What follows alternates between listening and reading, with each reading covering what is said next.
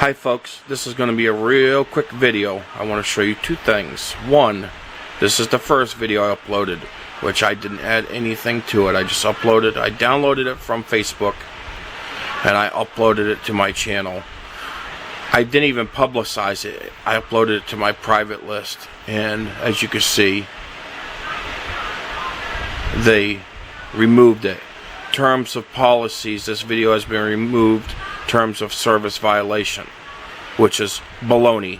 Okay, we're talking freedom of speech and freedom of information. Okay, now I made the second video, which some of you folks have seen regarding this. I sent in an appeal and I stated freedom of speech and freedom of information as a defense, and I told them that I was going to take it to higher authorities if it was not uploaded immediately, and I will, without hesitation.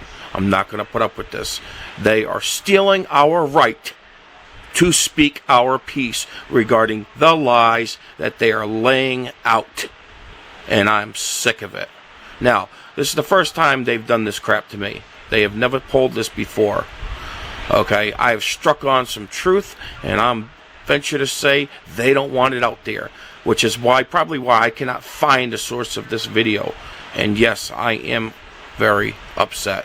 This is ridiculous. This is censoring our rights to freedom of speech. I give the information. I added my opinion of the information.